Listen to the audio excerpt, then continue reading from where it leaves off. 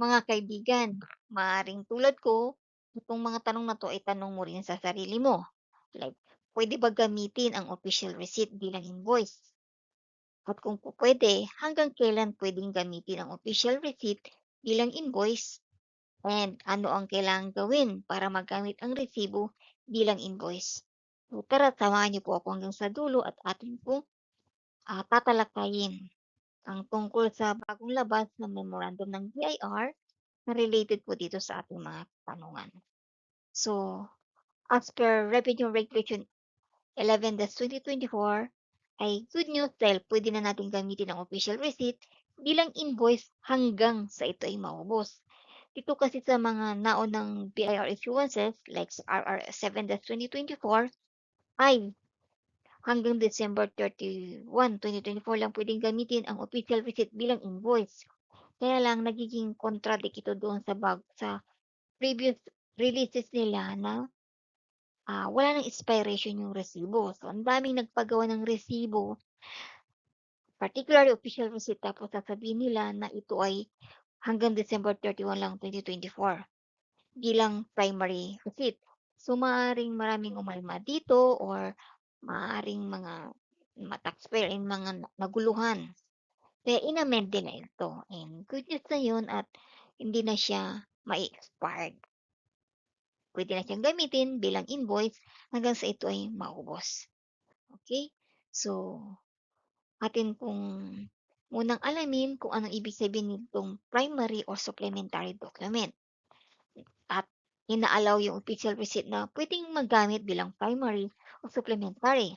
So, when we say primary, ibig sabihin nun, yung mga na-issue mong official receipt, yung total nun, yun ang magiging tax basis mo or yun ang magiging basihan sa pag-compute ng iyong tax.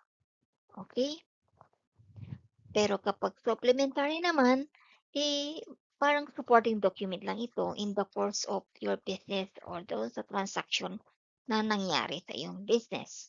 So, hindi siya yung tax basis mo, kundi yung pinaka-primary receipt mo, like invoice, yun ang magiging tax basis mo. So, supporting lang talaga si official receipt. Okay? So, as per Revenue Regulation 11-2024, sa Section 8, makikita nyo doon sa number 2, yung regarding dito sa pag-i-issue ng official receipt bilang supplementary document hanggang maubos. So, kung yung official receipt mo ay gagamitin mo lang siya bilang supplementary document, just make sure na meron kang invoice, like sales invoice or service invoice, whichever is applicable sa'yo. Okay? So, dahil iyon ang magiging basis ng iyong tax. Pero yung official receipt ay supplementary document mo lang na pwede mo pa rin gamitin kasi may mga customer na they insist na bigyan mo pa rin sila ng official receipt aside from the SI or yung service invoice. Kasi parang sa kanila, yung official receipt ang parang tinuturing nilang primary receipt. So, we can't argue with our customer. So, i-issue mo pa rin siya ng official receipt, pero pagdating sa taxation, huwag kang ma-confuse dahil baka madoble-doble mo yung computation niyan. Dapat yung nasa SI mo lang or service invoice ang magiging tax basis mo. So, iyan po ay makikita doon sa Section 8, 2.1. Okay? So, dito naman po ayan po siya, para ma-enlarge ko ng kaunti. Pero ito, may requirements dito na kailangan yung resibo mo ay may nakalagay na this document is not valid for claim of input tax. So, ang isang taxpayer kapag non-VAT, automatic nandyan na yung phrase na yan doon sa resibo nila. Pero pag isang taxpayer ay VAT, dapat nakalagay yan. Okay? Dahil ang pinaka-input tax ay dapat doon mag-reflect sa kanilang invoice. Yan. Okay, so dito naman sa yung paggamit ng official receipt bilang invoice, halimbawa po may mga payer na ang napagawa nila ay official receipt, wala silang invoice, tapos ang dami nilang napagawa dahil sinamantala nila yung wala nang expiration. So, kawawa naman sila kung madi-disallow na yung official receipt bilang primary receipt. Kaya nga inilabas si BIR yung RR 11-2024, makikita niyo na po doon sa Section 8, 2.2 na inaalaw na yung official receipt na ma-convert into invoice or at magamit bilang invoice hanggang sa ito ay maubos. Provided, however, na kailangan makumply mo yung nasa RR 7-2024 na mga requirements na nakalagay doon sa resibo mo. Okay? And aside from that, may mga reportorial requirements na kailangan mo rin i-submit sa BIR para maging legit yung paggamit ng invoice mo. I mean, ng official receipt mo bilang invoice. So, yung official receipt mo, kailangan yung word na official, kailangan mo i-cross out yun at or i-strike through mo and then magtatak ka ng invoice. So, dito po, clear po dito na nakalagay sa Section 8, 2.2, yung ruling pagdating sa pag-convert ng official receipt into invoice. Okay? So, proceed naman po tayo dito sa ano ang kailangang ipasa sa BIR para magamit ang resibo bilang invoice. So, dalawa po yung ating pagpipilian. Yung inventory of unused receipt, ito po yung itsura niya. Dati po Annex D, pero ito po yung itsura na nung bagong inventory of unused receipt in compliance dito sa pag-convert ng official receipt into invoice. Ito ay downloadable sa website ng BIR. Na-discuss ko na po ito doon sa aking previous vlog, so you can check this out para mas detailed ninyo na malaman. So, ito po yung ginagamit natin na or is pinapasa natin na report kapag ang isang taxpayer ay gumagamit ng loose leaf or manual or I mean yung bound na klase ng resibo.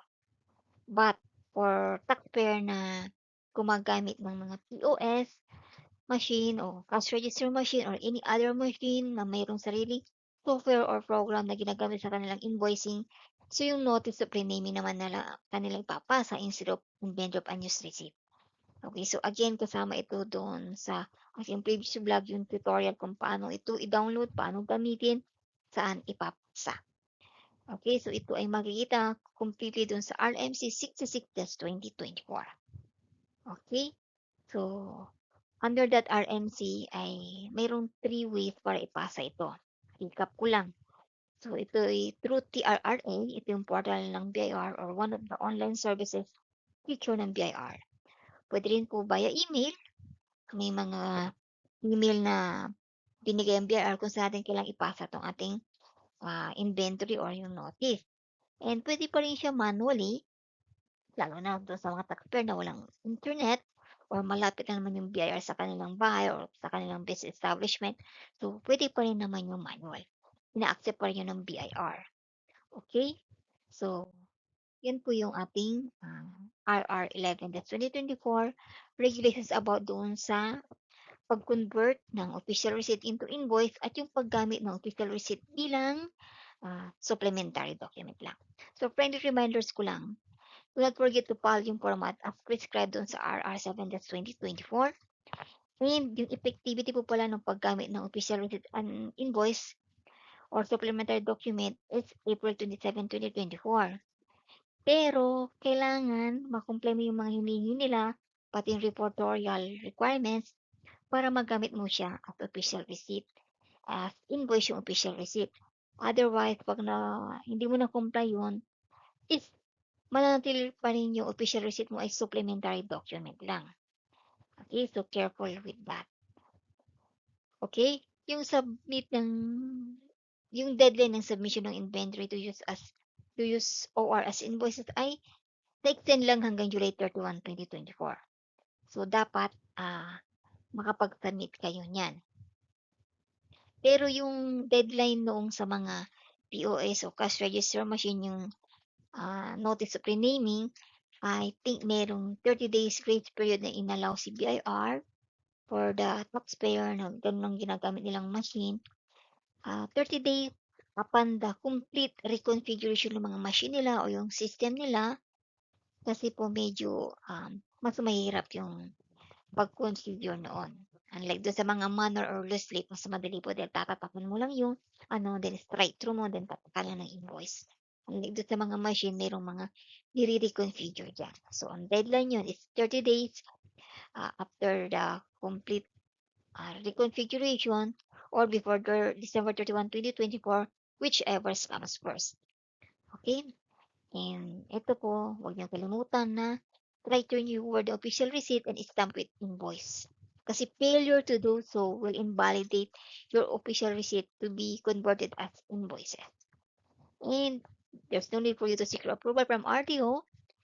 Basta na-provide mo yung kailangang i-provide na requirements.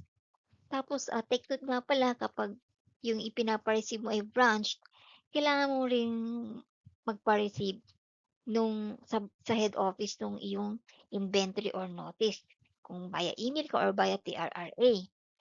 And then, yung kung BIR office naman, kung saan register yung branch mo at pina-receive mo manually yung notice, I mean, ng iyong inventory, kailangan nilang i-forward yun doon sa main RDO kung saan registered ang main mo. Okay? So, yan po yung aking tinutukoy.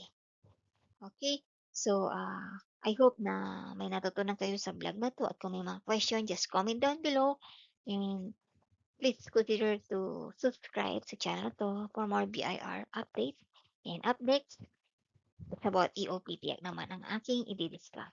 Thank you and God